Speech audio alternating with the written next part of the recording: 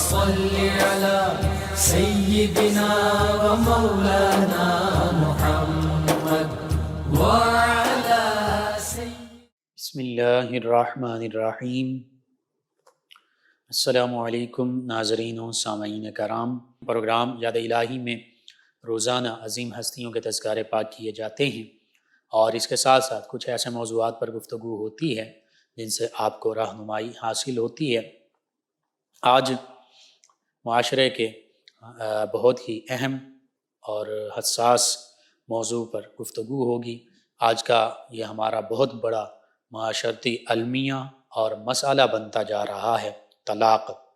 تو طلاق کے بڑھتے ہوئے رجحان کی وجوہات کیا ہیں، اسباب کیا ہیں، نقصانات کیا ہیں، اور پھر اس کا تدارک کیسے کیا جا سکتا ہے قرآن و سنت کی تعلیمات کی روشنی میں، اس حوالے سے آج گفتگو ہوگی۔ اس سے پہلے کتاب الشفا سے آج کا وظیفہ، گھر کے تمام افراد میں باہمی اتفاق کا وظیفہ۔ آج ضرورت اس امر کی ہے کہ سبھی گھر میں رہنے والے، جوائنٹ فیملی سسٹم ہے یا اس کے علاوہ سیپریٹ فیملی سسٹم ہے، سبھی افراد ایک دوسرے کے ساتھ محبت اور اتفاق کے ساتھ رہیں، اور اس حوالے سے یہ چند ایک وظائف ہیں، ان کو اپنے معمول کا حصہ بنایا جا سکتا ہے۔ میاں بیوی بھی ایک دوسرے کے لیے پڑھ سکتے ہیں، سبھی گھر والے پڑھ سکتے ہیں، سبھی گھر والوں کے لیے عمل انشاءاللہ فائدے کا باعث ہوگا۔ گھر کے افراد میں باہمی اتفاق کا وظیفہ پہلا یہ ہے، 40 روز بلا ناغہ نماز عشاء کے بعد اگر سورۃ الکہف کی آیت مبارکہ 10 اس کو 110 مرتبہ پڑھ لیا جائے، اور پڑھ کر تمام گھر والوں کے لیے ان کی باہمی ہم آہنگی اور بھائی چارے کے لیے آپس میں اتفاق، اتحاد، محبت اور پیار کے لیے دعا کی جائے تو انشاءاللہ گھر میں سکون ہوگا۔ ہاں، اول آخر تا قداد میں درود پاک لازمی پڑھیں۔ آیت مبارکہ سورۃ الکہف کی آیت مبارکہ 10، اس کا ترجمہ سماعت فرما لیں۔ یہ 40 دن تک بلا ناغہ نماز عشاء کے بعد 110 مرتبہ پڑھنی ہے۔ اللہ رب العزت فرماتا ہے، اذ اول الفتیۃ الی الکہف فقالوا ربنا آتنا من لدنک رحمۃ وہیئ لنا من امرنا رشدا۔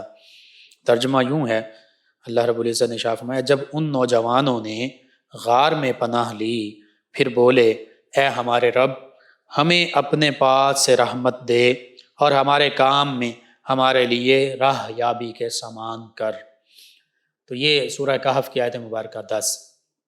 اس کو 110 مرتبہ روزانہ عشاء کی نماز کے بعد پڑھا جائے 40 دن تک کم از کم، اور پھر دعا مانگی جائے اللہ کے حضور، اللہ کی بارگاہ میں گر گڑا کر، آپس میں گھر کے افراد کے درمیان باہمی اتفاق اور محبت کے لیے انشاءاللہ اللہ تعالی گھر کے تمام افراد کے درمیان محبت الفت پیدا فرما دے گا۔ اسی طرح دوسرا وظیفہ، اور اکثر ہمارے ویورز اور لسنرز اس حوالے سے پوچھتے ہیں، میاں بیوی کے حوالے سے پوچھتے ہیں، گھر میں بہن بھائیوں کا آپس میں، اولاد، والدین، سب کے معاملات کے حوالے سے کہ آپس میں محبت الفت ہو، تو یہ دوسرا وظیفہ اس حوالے سے، گھریلو ناچاقی اور لڑائی جھگڑے سے بچنے کے لیے روزانہ ہر گھر کا فرد جو ہے، ورنہ کم از کم ایک فرد تو لازمی 24 بار کلمہ طیبہ پڑھیں، اور اللہ تعالیٰ کا اسم مبارکہ روزانہ 24 مرتبہ کلمہ طیبہ، لا الہ الا اللہ محمد الرسول اللہ صلی اللہ علیہ وآلہ وصحبہ وبارک وسلم۔ اور اس کے ساتھ ساتھ اللہ تعالیٰ کا اسم مبارک یا مانعو، یہ کثرت سے پڑھیں، یا مانعو، یا مانعو۔ انشاءاللہ اللہ رب العزت نے چاہا تو گھر میں سے نا اتفاقی، ناچاقی، لڑائی جھگڑے یہ ختم ہو جائیں گے، اور آپس میں اتفاق، آپس میں محبت الفت اللہ رب العزت پیدا فرما دے گا۔ تو یہ آج کے لیے 2 وظائف ہیں، گھر کے سبھی افراد اس کو اپنے معمول کا حصہ بنا لیں اور اس کو پڑھتے رہیں، ورنہ گھر کے سربراہ جو بھی زیادہ سے زیادہ افراد پڑھیں، انشاءاللہ اللہ رب العزت گھروں میں بہتریاں فرمائے گا، اللہ رب العزت آپس میں محبت، اتفاق، اتحاد عطا فرمائے گا، اور ناچاکیاں، لڑائی جھگڑے جو ہیں ان سے اللہ تعالیٰ چھٹکارا عطا فرمائے گا۔ آپ ضرور اپنے معمول کا حصہ بنائیے، اپنے اعزاء قریبا رشتہ داروں، دوست احباب، پڑوسیوں، محلہ داروں، امت مسلمہ تک پہنچائیے۔ میرے آپ کے ہمارے بتانے سے امت مسلمہ میں سے ہمارے کسی بھی مسلمان بہن بھائی، کسی مسلمان فرد، کسی مسلمان گھرانے کا فائدہ ہوتا ہے۔ انشاءاللہ یہ ہمارے لیے دین و دنیا آخرت میں بھلائی، فائدہ، نجات اور شفا کا باعث ہوگا، ہمارے لیے بھی بہتری کا ضامن ہوگا۔ اللہ سبحانہ وتعالی سے دعا ہے اللہ تعالی مجھے، آپ کو، ہم سب کو آسانیاں عطا فرمائے، گھروں میں آپس میں اتفاق اتحاد عطا فرمائے، ہمارے گھروں میں محبت الفت کا ماحول عطا فرمائے اور تمام مشکلات سے ہماری حفاظت فرمائے، آمین۔ جی ناظرین و سامعین، پروگرام یاد الہی میں روزانہ عظیم ہستیوں کے تذکارے پاک کیے جاتے ہیں اور اس کے ساتھ ساتھ کچھ ایسے موضوعات پر گفتگو ہوتی ہے جن سے آپ کو رہنمائی حاصل ہوتی ہے۔ آج کا ہمارا موضوع جیسا کہ میں نے بتایا، طلاق کے بڑھتے ہوئے رجحان کے اسباب کیا ہیں، وجوہات کیا ہیں، کس وجہ سے طلاقیں جو ہیں وہ کثرت سے ہو رہی ہیں، پھر اس کے نقصانات کیا ہیں، اس کا خمیازہ ہمیں کیسے بھگتنا پڑتا ہے، اور پھر اس کے بعد اس کا تدارک کیا ہے، اس طلاق کی شرح کو کم کیسے کیا جا سکتا ہے، اس مرض سے بچا کیسے جا سکتا ہے، اس حوالے سے گفتگو ہوگی۔ سب سے پہلے تو ہمیں بیماری کا پتہ ہو کہ بیماری کیا ہے اور بیماری کی وجوہات کیا ہیں۔ اب دیکھیے، شادی کتنا پاکیزہ، کتنا مبارک، کتنا برکت والا، کتنا خوبصورت ایک رشتہ ہے، ایک بندھن ہے کہ دو مختلف خاندانوں کے دو لوگ، میاں اور بیوی، لڑکا اور لڑکی، وہ اس بندھن میں بندھتے ہیں، لیکن اس ایک رشتے کی بدولت دو خاندانوں کا ملاپ ہوتا ہے، اور دو خاندانوں میں کتنے لوگ ہوں گے جن کے آپس میں تعلق اور رشتہ بنتا ہے، مختلف رشتے، ساس سسر کا رشتہ، بہنوئی کا رشتہ، داماد کا رشتہ، اسی طرح دیگر برادر ان لا، سسٹرز ان لا، یہ سارے رشتے، میکے کے، سسرال کے، تو یہ رشتے بنتے ہیں۔ پھر اولاد پیدا ہوتی ہے تو اولاد کے لیے ددیال کا رشتہ، دادا دادی، چچا چچی، پھپھو پھوپھا، اسی طرح چچا زاد، پھوپھی زاد، دوسری جانب پھوپھا زاد کہہ لیں، دوسری جانب ننیال کے رشتے بنتے ہیں، نانا نانی، ماموں خالہ، ماموں زاد، خالہ زاد۔ تو یوں یہ صرف دو مرد اور عورت جو ہیں ان کا ملاپ نہیں، اگرچہ بظاہر ان کا عقد ہوا، یہ خوبصورت پاکیزہ بندھن میں بندھ گئے، لیکن ان کے ساتھ ساتھ پورے دو خاندان جو ہیں وہ منسلک ہیں، وہ جڑے ہوئے ہیں، اور بالخصوص جب اولاد ہو جاتی ہے تو یہ نسل انسانی کے ارتقاء کا سلسلہ یہ مزید بڑھ جاتا ہے۔ تو اس حوالے سے نکاح اور شادی کا یہ جو عقد کا تعلق ہے، بندھن ہے، ملاپ ہے، یہ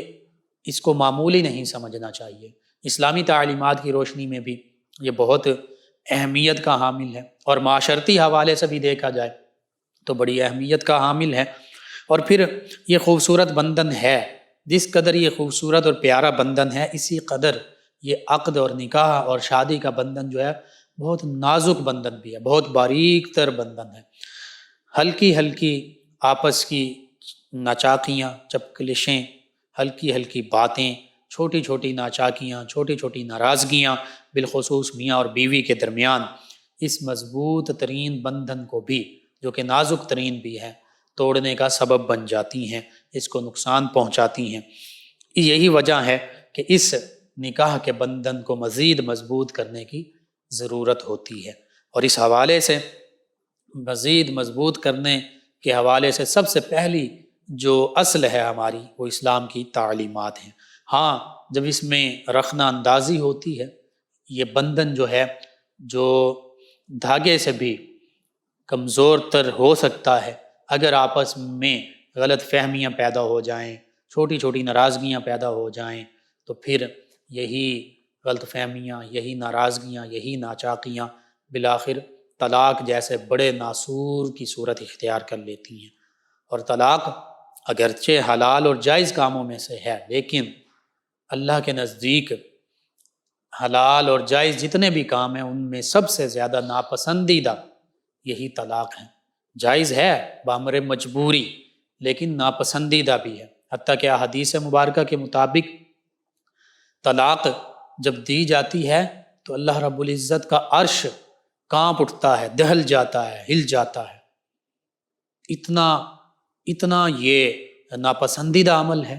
اتنا یہ برا عمل ہے، اور خاص طور پر جب بلا وجہ بے دھڑک طلاقیں دی جا رہی ہوں، کوئی خاص وجہ بھی نہ ہو، کوئی شرعی وجہ بھی نہ ہو، اور بس چھوٹی چھوٹی بات پر آپس میں ناراضگی میں غصے میں آ کر شوہر طلاق طلاق کہتا رہے، یا بیوی جو ہے وہ طلاق کا مطالبہ کرتی رہے، تو جب ایسا منظر پیش آتا ہے، ایسا معاملہ پیش آتا ہے، اور اس طرح بلا وجہ طلاقیں دی جاتی ہیں، تو پھر یہ ناپسندیدہ بھی ہے اللہ کی نظر میں، اور اللہ رب العزت کا عرش جو ہے وہ کانپ اٹھتا ہے۔ اتنا یوں سمجھ لیجئے کہ یہ ہلاکت انگیز عمل ہے۔ تو اس سے چاہیے تو یہ تھا کہ ہمارا معاشرہ، بالخصوص ہم چونکہ مسلمان ہیں، مسلمان معاشرے سے تعلق رکھتے ہیں، مسلمان گھرانے سے تعلق رکھتے ہیں، دین اسلام کے ساتھ وابستہ ہیں، اللہ اور اللہ کے پیارے حبیب صلی اللہ علیہ وآلہ وسلم کے ساتھ ہمارا تعلق ہے، اگرچہ وہ تعلق کمزور ہوتا جا رہا ہے، لیکن ہمارے لیے اللہ اور اس کے پیارے حبیب صلی اللہ علیہ وآلہ وسلم کی تعلیمات ہی حرف آخر ہیں۔ اگر ہم اللہ اور اس کے پیارے حبیب صلی اللہ علیہ وآلہ وسلم سے ہی رخ موڑ لیں، اپنا ناطہ اور تعلق توڑ لیں، تو پھر ہمارے لیے دین و دنیا اور آخرت میں کچھ بھی نہیں بچتا ماں سوائے رسوائی کے۔ اور یہی وجہ ہے کہ جب یہ جو طلاقوں کی شرح بڑھتی جا رہی ہے، اس کے پیچھے جب اسباب اور وجوہات کو ہم تلاش کرتے ہیں، تو سب سے پہلی اور سب سے بڑی وجہ ہمیں اسلام کی تعلیمات سے دوری ہی نظر آتی ہے۔ اللہ اور اس کے رسول صلی اللہ علیہ وآلہ وسلم کے احکامات سے منہ موڑنا، یہ سب سے بڑی وجہ ہے طلاق کی جو شرح بڑھ رہی ہے، ریشو بڑھ رہا ہے۔ حتیٰ کہ آج سے پہلے آپ اپنے والدین کو دیکھ لیجئے، ان سے پوچھئے،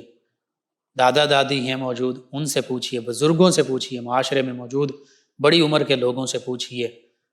اور جن لوگوں نے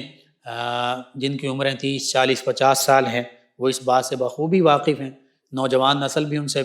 پوچھ سکتی ہے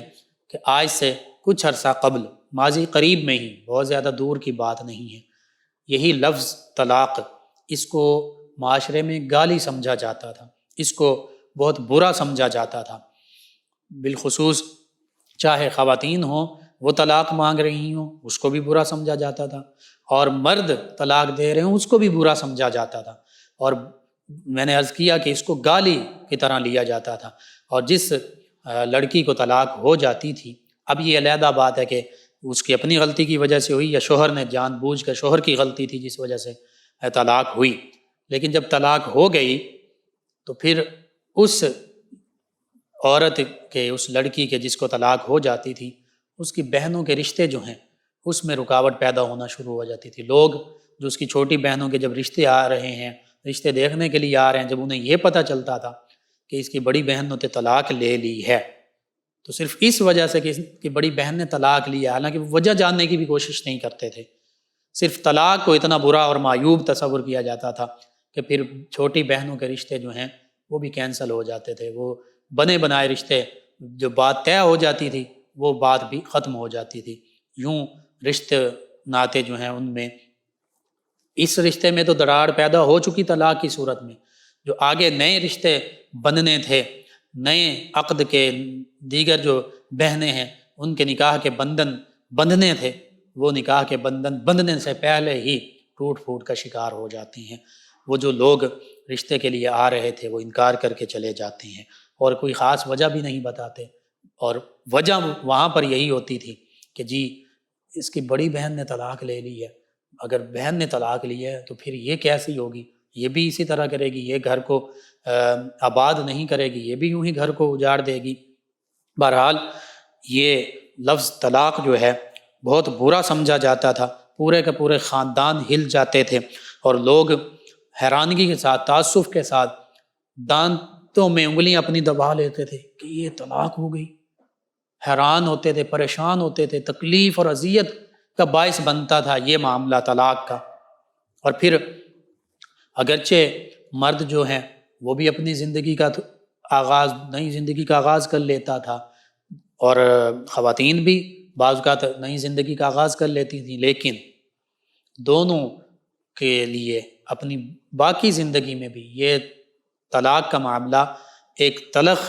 اور ترش یاد کے طور پر باقی رہتا ہے، حتیٰ کہ اگر اولاد ہو تو پھر یہ طلاق جو ہے اس کا اثر اولاد پر بہت منفی پڑتا ہے۔ تو اب وجوہات اور اسباب میں سے حقیقت یہ ہے کہ سب سے پہلی، سب سے بڑی وجہ اسلام اور اسلامی تعلیمات سے دوری ہے۔ اس کی وجہ یہ ہے کہ آج ہم چاہتے یہ ہیں کہ بس یہ جو دنیاوی زندگی ہے 40، 50، 60، 70 برس کی زندگی، اس میں ہم ضروریات سے بڑھ کر سہولیات، اور پھر سہولیات سے بڑھ کر آسائشات، پھر آسائشات سے بڑھ کر تعیشات، لگژریز، وہاں تک پہنچ جائیں، اور بس ہمارا سٹیٹس جو ہے، ظاہری سٹیٹس، وہ بہتر سے بہتر ہو جائے، ہمارے پاس روپیہ، پیسہ، مال و دولت آئے، چاہے جن ذرائع سے بھی حاصل ہو، ہم ضروریات سے بڑھ کر سہولیات اور تعیشات اور آسائشات میں پڑ جائیں۔ مرد کی بھی یہی خواہش ہوتی ہے، بالخصوص خواتین کی یہی خواہش ہوتی ہے کہ، اور پھر اولاد کے حوالے سے بھی ہم یہی سوچ رہے ہوتے ہیں کہ بس اولاد کو بڑی سے بڑی ڈگری کروا دو، ڈاکٹر بن جائے، انجینئر بن جائے، کسی نہ کسی بڑے عہدے اور منصب پر چلا جائے۔ ہم اس کی جو تربیت ہے، تعلیم کے حوالے سے بڑی کوششیں کر رہے ہوتے ہیں، لیکن تربیت کے حوالے سے والدین بالکل کوشش نہیں کر رہے ہوتے۔ وہ لوگ تھے ہمارے بزرگ، آباء و اجداد، کہ جو خود بھی اسلام کی تعلیمات سمجھتے تھے، سیکھتے تھے، اس پر عمل پیرا ہونے کی کوشش کرتے تھے، اپنی اولادوں کو بھی اسلام کی تعلیمات پہنچایا کرتے تھے، سکھایا کرتے تھے، ان کی تعلیم کے ساتھ ساتھ تربیت بھی کیا کرتے تھے۔ لیکن چونکہ آج دنیا، ہم کہتے ہیں گلوبل ولیج بن چکی ہے، ایک عالمی گاؤں بن چکی ہے، لیکن بظاہر ہم ترقی کی جانب جا رہے ہیں۔ جیسے علامہ اقبال علیہ الرحمہ نے بھی کہا تھا کہ ہے دل کے لیے موت مشینوں کی حکومت، احساس مروت کو کچل دیتے ہیں آلات۔ ویسے تو ہمیں آلات، انسٹرومنٹس، لگژریز، گاڑیاں، مشینیں، ڈیوائسز، ہر آسانیاں زیادہ سے زیادہ مل رہی ہیں، بظاہر ہم ترقی کی جانب گامزن ہو رہے ہیں، لیکن جو احساس مروت تھا، جو آپس میں پیار، محبت، الفت کا درس دیا جاتا تھا، جو تربیت محبت کی دی جاتی تھی، وہ ختم ہو چکی ہے۔ ہم ان آسائشات میں، اس گلوبل ولیج میں، اس سوشل میڈیا کے پیچھے، اس میڈیا کے ذریعے آج کی جو ہماری کمپنیز ہیں، یعنی ہم کس کے پاس اٹھ رہے ہیں، بیٹھ رہے ہیں، کیا سیکھ رہے ہیں، ہم موبائلز، کمپیوٹرز، انٹرنیٹ کی دنیا سے ہماری نوجوان نسل، ہماری اولاد وہ کیا سیکھ رہی ہے، والدین کو اس سے کوئی غرض نہیں ہے۔ ہم سمجھتے ہیں ہم نے بچوں کو اسکول میں بھیج دیا، کالج میں بھیج دیا، یونیورسٹیز میں بھیج دیا، بس وہ تعلیم حاصل کر لیں، اپنے لیے بڑی سے بڑی ڈگری حاصل کر لیں، ایک اچھی سے اچھی بظاہر زیادہ سے زیادہ پیسے والی نوکری حاصل کر لیں، اور پھر ان کی زندگی بڑے آرام اور سکون سے گزرے گی۔ اس ضمن میں ہم یہ بات بھول جاتے ہیں کہ بالکل ان کو آپ ڈگریز دلائیں، ان کو تعلیم دلوائیں، لیکن اسلام کی تعلیم جو بنیادی ضرورت تھی ان کی، وہ ان کو لازمی دیں۔ پھر تعلیم کے ساتھ ساتھ جو اسلام کے مطابق تربیت ان کی کرنی تھی، ایک اچھا مسلمان بنانا تھا، جس کے ذریعے اچھا مسلمان ہی اچھا انسان ہوتا ہے، یہ ذہن میں رکھیے۔ اور جو اچھا مسلمان نہیں ہے، اور جو وہ انسان اچھا کیسے بن سکتا ہے؟ آج کہا جاتا ہے انسانیت کا مذہب، انسانیت کا مذہب اسلام ہی ہے، اور اسلام ہی انسانیت کا درس دیتا ہے۔ کوئی بھی مذہب، کوئی معاشرہ، کوئی کمیونٹی، چاہے وہ بظاہر جتنے مرضی بلند و بانگ دعوے کرے، حقیقت میں وہ انسانیت کا درس نہیں دیتے۔ انسانیت کے نام پر وہ غیر انسانی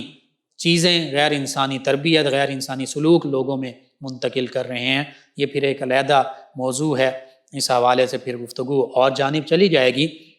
بہرحال حقیقت یہی تھی اور یہی ہے کہ آج ہم نے اپنی اولاد کی تربیت اسلامی خطوط، اسلامی حدود، اسلامی دائرے کے اندر رہتے ہوئے وہ کرنا چھوڑ دی ہے۔ ہماری اولاد جو ہے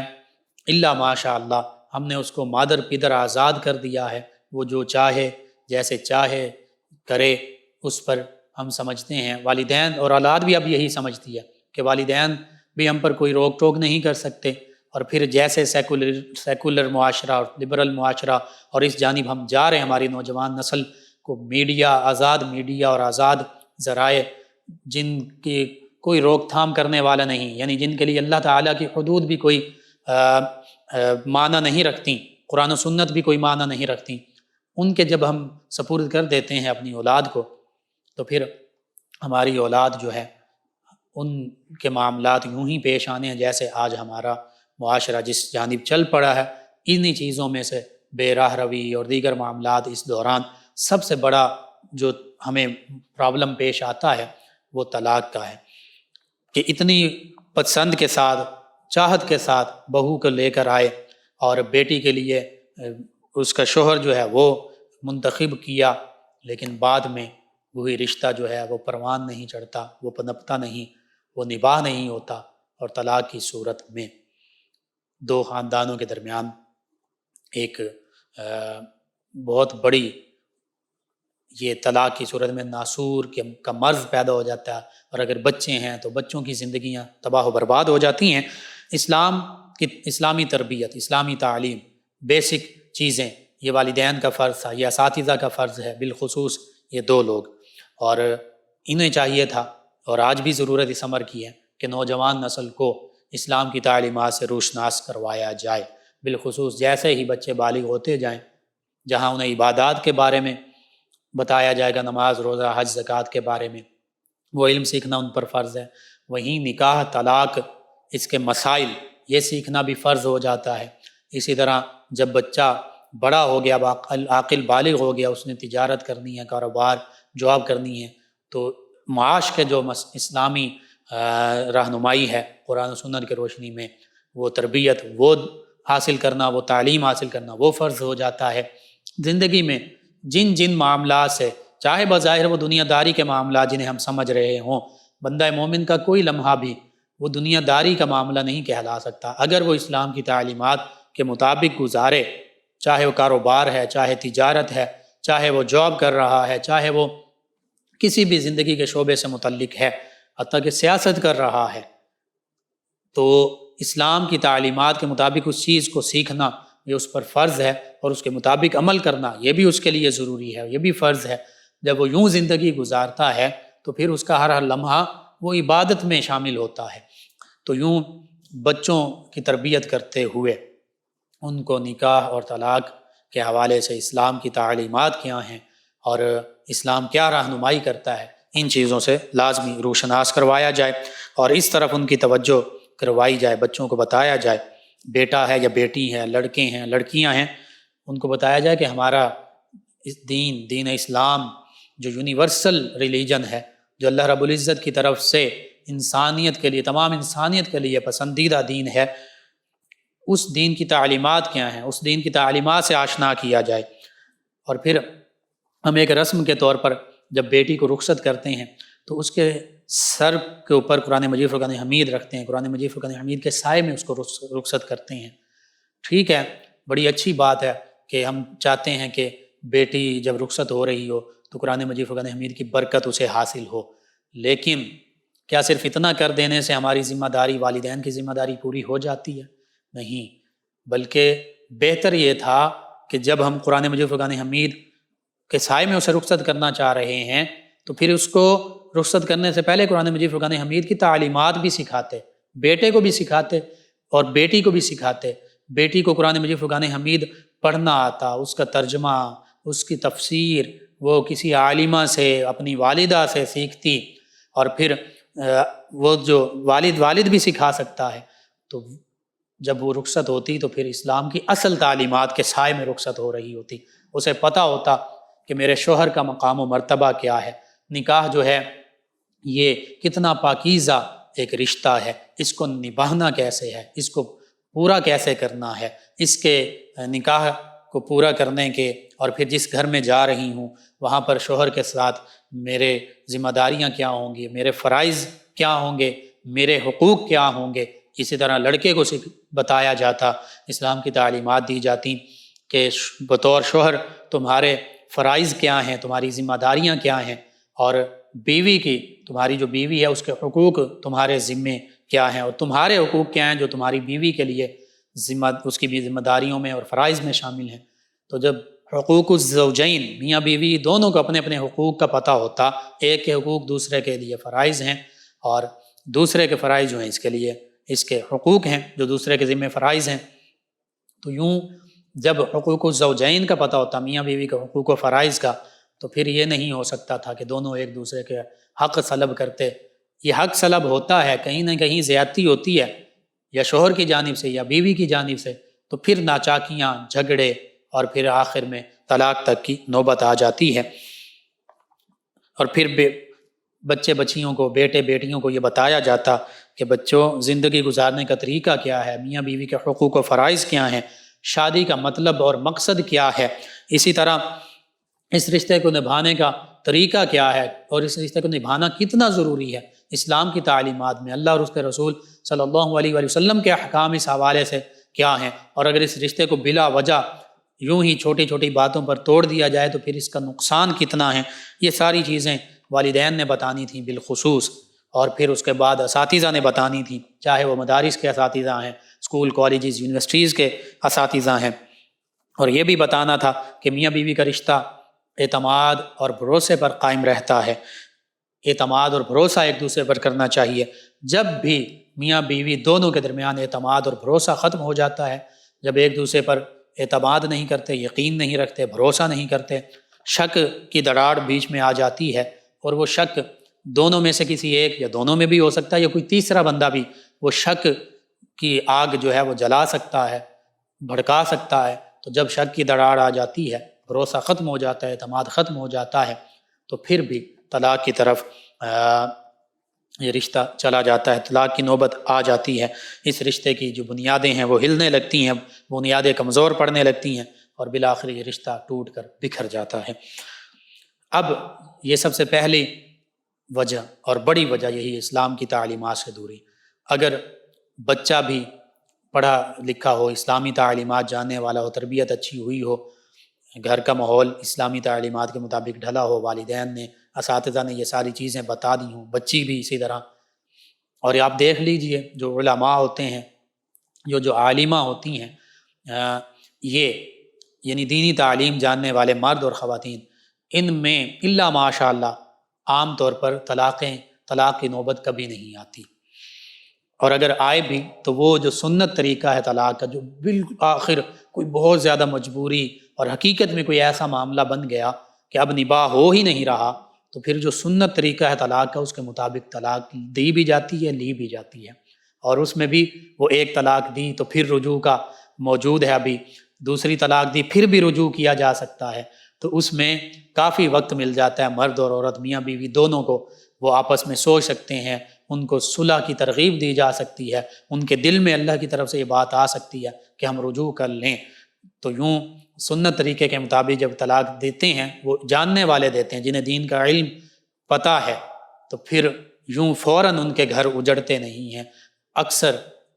اول تو اس طرح کے جو علم دین رکھنے والے، ان میں طلاق کی نوبت ہی نہیں آتی، لیکن بالفرض محال اگر کہیں ایسی نوبت آ بھی جائے تو وہ سنت طریقے کے مطابق طلاق دیتے ہیں، اور پھر دوبارہ صلح بھی ہو جاتی ہے، دوبارہ رجوع بھی ہو جاتا ہے۔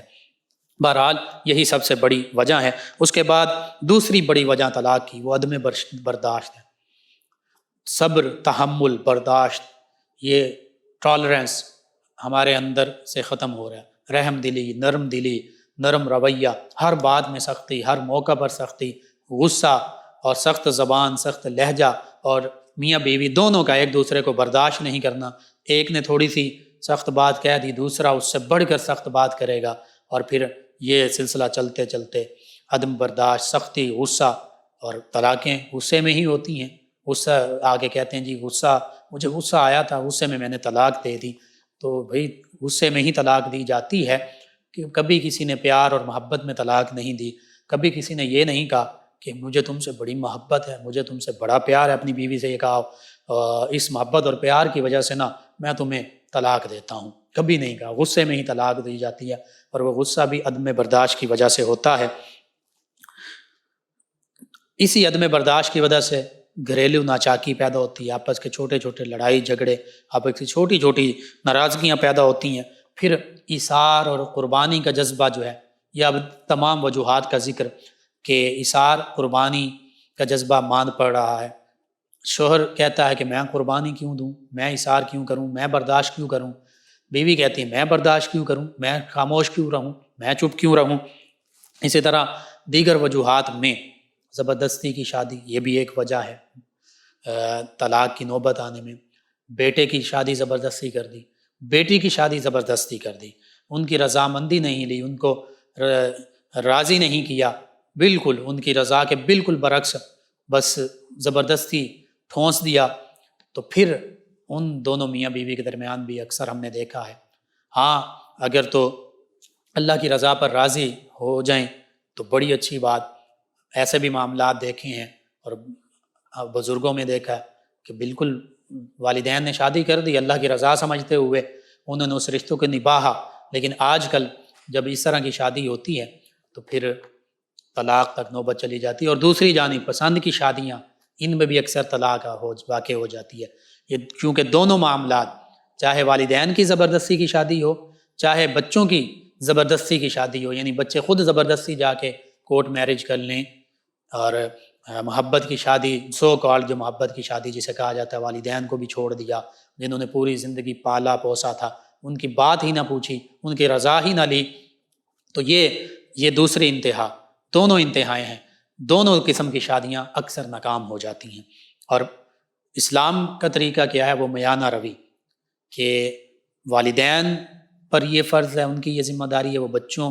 سے ان کی مرضی پوچھیں، اگر وہ خود ان کی کہیں شادی کرنا چاہتے ہیں ان کو قائل کریں، ان کو اس جانب مائل کریں، ان کو بتائیں کہ بیٹا یا بیٹی جو بھی ہے تمہارے لیے یہ رشتہ بہت موزوں ہے، یہ دینداری کے حوالے سے، اخلاق کے حوالے سے، خاندان کے کردار کے حوالے سے تمہارے لیے بہتر رہے گا، بیٹی یا بیٹا وہ ان کو قائل کریں، والدین وہ مان جائیں، اب دونوں کی رضامندی شامل ہوگی، ایسی شادیاں جو ہیں وہ پھر کامیاب ہوتی ہیں۔ اس طرح بچے بچیاں ہیں، حالانکہ ان کی وہ عمر جو ہے وہ جذبات کی عمر ہوتی ہے، لیکن اگر وہ چاہتے ہیں کہ وہ کہتے ہیں جی ہم پسند کی شادی کرنا چاہتے ہیں، تو لڑکا یا لڑکی، بیٹا بیٹی، دونوں کی جو پسند ہے اب اس کو والدین تک بتائیں، پھر خود بھی دیکھیں پسند، یہ پسند نہیں ہے کہ جی اخلاق کردار ٹھیک ہے یا نہیں ہے، اسی طرح دینداری نہیں ہے، نہیں، یہ اصول اللہ کے پیارے حبیب صلی اللہ علیہ وآلہ وسلم نے بھی بتا دیا۔ قرآن مجید فرقان حمید میں بھی صالحین کا ذکر ہے کہ رشتہ چاہے بیٹی کا آپ دیکھ رہے ہیں، بیٹے کا دیکھ رہے ہیں، اسی طرح نوجوان لڑکے لڑکیاں پسند کی شادی کرنا چاہتے ہیں، پھر وہ دیکھیں صالح مرد دیکھیں، صالح نوجوان دیکھیں، لڑکی اسی طرح لڑکا ہے تو صالح عورت دیکھیں۔ اسلام کی تعلیمات وہ سب کے لیے یکساں ہیں، والدین کے لیے بھی اور بچوں کے لیے بھی۔ تو اب بچے پھر والدین کے ساتھ یہ بات کر سکتے ہیں، والدین اب دیکھیں گے کہ ان کا معاملہ کیسا ہے، دینداری ہے، اخلاق ہے، کردار ہے، تو اب اس کے مطابق دونوں ایک دوسرے کو رضامند کر کے، یوں جو شادیاں ہوتی ہیں وہ شادیاں کیونکہ اسلام کی تعلیمات کے مطابق ہوتی ہیں، دینداری کو خاص طور پر دیکھا جا رہا ہوتا ہے، تو پھر وہ کبھی ناکامی کا شکار نہیں ہوتی، ان میں طلاقیں نہیں واقع ہوتی۔ اسی طرح دیگر وجوہات میں مشترکہ خاندانی نظام سے بغاوت ہے، سماجی سٹیٹس ہے،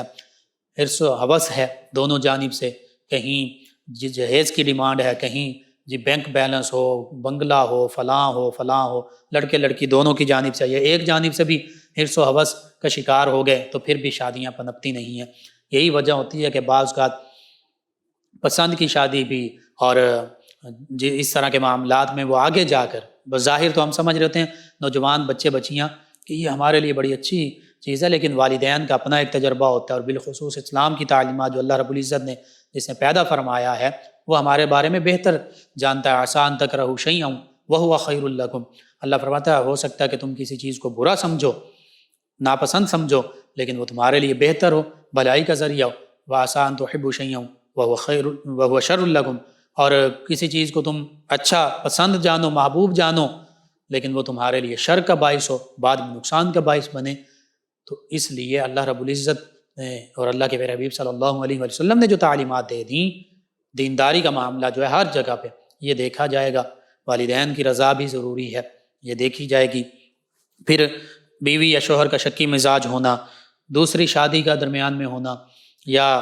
جلد بازی میں محبت کی شادی کرنا، یہ بھی طلاق کی وجہ بنتی ہے۔ پھر ہمارا سوشل میڈیا اور الیکٹرانک میڈیا، ٹی وی، ڈرامے، فلمز، یہ چیزیں جو ہیں یہ نوجوان بچے بچیوں کے ذہنوں پر غلط اثرات مرتب کر رہی ہیں۔ پھر معاشی مسائل بھی بعض کا طلاق کی وجہ بن جاتے ہیں۔ شوہر میں خرابی ہوتی ہیں، نشہ کرتا ہے، جوا کرتا ہے، دیگر بری عادات کا شکار ہو جاتا ہے۔ بعض اوقات کچھ خواتین میں بھی ایسے معاملات ہو سکتے ہیں۔ تو یوں یہ ساری چیزیں جو ہیں یہ طلاق کی وجہ بنتی ہیں۔ مادیت پرستی طلاق کی وجہ بنتی ہے، پیسہ ہی، دونوں جانب سے، دونوں خاندان، میاں بیوی سبھی پیسے کو سارا کچھ سمجھنے لگ پڑتے ہیں، ایک دوسرے کو سمجھتے نہیں، ذہنی ہم آہنگی نہیں ہوتی، دونوں کے درمیان بے اعتمادی ہوتی ہے، اور دیگر لوگوں کے درمیان میں وہ میاں بیوی کے معاملات میں غلط طور پر ٹپک پڑتے ہیں، جان بوجھ کر وہ بجائے صلح کروانے کے آپس میں مختلف قسم کی غلط مداخلت کرتے ہیں، شک و شبہات پیدا کرتے ہیں۔ اور جب میاں بیوی میں سے دونوں یا دونوں میں سے کوئی ایک ایسے لوگوں کی باتوں پر یقین کرنا شروع کر دیتے ہیں تصدیق کیے بغیر، تو پھر بھی طلاق واقع ہوتی ہے۔ یہ وجوہات ہیں، ان سے بھی ہمیں بچنا ہے۔ اللہم صلی علی سیدنا و مولانا محمد وعلی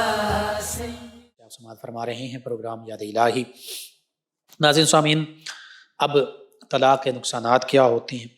سب سے بڑا نقصان تو یہ ہوتا ہے کہ دو خاندان جو ہیں وہ جدا ہو جاتے ہیں، ان کے درمیان ایک جو خاندان دو آپس میں محبت کے رشتے میں پیوست ہے، وہ محبت جو ہے وہ نفرت میں تبدیل ہو جاتی ہے، اور ان دو خاندانوں میں بالخصوص میاں بیوی کے درمیان وہ رشتہ ٹوٹ گیا، جدائی ہوئی، معاشرتی حوالے سے، اسلامی حوالے سے نقصانات۔ پھر خاص طور پر جب اولاد اگر ہے تو اولاد سب سے زیادہ متاثر ہوتی ہے۔ یہ جو دو خاندان جن کے درمیان جدائی ہوئی، طلاق ہوئی ہے، میاں بیوی کے درمیان دونوں خاندان پھر بری طرح نفرت کی آگ میں جلتے جھلستے رہتے ہیں۔ اسی طرح وہ جس خاتون کو طلاق ہوئی اس کی دیگر بہنیں اگر ہیں تو ان کے رشتوں میں رکاوٹیں آ جاتی ہیں۔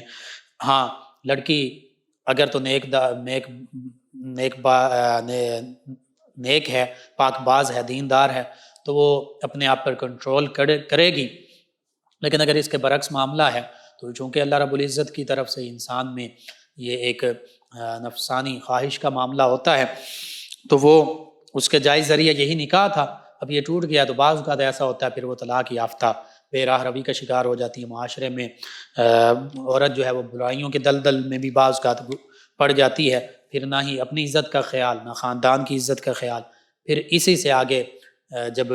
جنسی بے راہ روی پیدا ہوتی ہے تو جو جنسی بیماریاں ہیں وہ پیدا ہوتی ہیں مختلف، اس میں آتشی گیس و ذاک ہے، ایڈز ہے، یہ ساری سفلس اور سائیکوسس جسے بولتے ہیں۔ معاشرہ تعفن زدہ ہو جاتا ہے، اولاد جو ہے وہ بعض اوقات ماں کے پاس ہے یا والد کے پاس ہے، یا کچھ ادھر ہیں کچھ ادھر ہیں، وہ کم از کم ایک رشتے سے تو بالکل جدا ہو گئے، بعض اوقات وہ ننیال میں چلی گئیں، اولاد ننیال میں چلی گئی، تو یوں اولاد پر بہت زیادہ اثر پڑتا ہے، حتیٰ کہ اولاد کبھی کسی کے ہاتھ میں پلتی ہے، کبھی کسی کے ہاتھ میں پلتی ہے، بچوں کی زندگی تباہ ہو جاتی ہے، اور پھر وہ پوری زندگی نہ ختم ہونے والے احساس کمتری میں مبتلا ہو جاتے ہیں اور نفسیاتی امراض کا شکار ہو جاتے ہیں۔ بچپن سے ہی پھر ماں باپ دونوں کی صحیح محبت نہ ملی، وہ گھر کا سکون نہیں ملا، تو والدین کی شفقت سے محروم ہوئے، مختلف جرائم میں بعض اوقات پڑ جاتے ہیں، اس کی طرف راغب ہو جاتے ہیں۔ اکثر اوقات طلاق کی وجہ سے مرد یا عورت خودکشی کی طرف بھی مائل ہو جاتے ہیں، قتل کے اسباب بن جاتے ہیں۔ بچوں میں بھی یہ معاملات پیش آتے ہیں، ایسے بچے پھر جو ہے معمول کی زندگی نہیں گزارتے، عدم تحفظ اور عدم توازن کا شکار ہو جاتے ہیں، ان کی تعلیمی، معاشی، معاشرتی زندگی جو ہے اور کارکردگی جو ہے وہ متاثر ہو جاتی ہے، ان میں اعتماد کا فقدان ہو جاتا ہے، خودداری کا فقدان، یعنی ان کی شخصیت پر ہر حوالے سے، تعلیمی حوالے سے، معاشی، معاشرتی، سماجی حوالے سے، نفسیاتی حوالے سے بہت برا اثر پڑتا ہے، وہ معاشرے کے کارآمد اور مفید شہری بننے کی بجائے معاشرے کا ایک عضو معطل بن جاتے ہیں، تو یہ بہت بڑے نقصان کی شکل میں آنے والی نسلوں کو اس طلاق کا خمیازہ پھر بھگتنا پڑتا ہے۔ اب احتیاطی تدابیر کیا ہیں، اس حوالے سے تدارک کیسا کیا جا سکے؟ اسلام کی تعلیمات بیٹا بیٹی دونوں کو دی جائے، میاں بیوی دونوں کو پتہ ہو یہ رشتہ، اس کی پاکیزگی کیا ہے، اس کی اہمیت کیا ہے اور اس کو کیسے نبھانا ہے۔ اسلام کی تعلیمات کے مطابق میاں بیوی کے حقوق کیا ہیں، اور پھر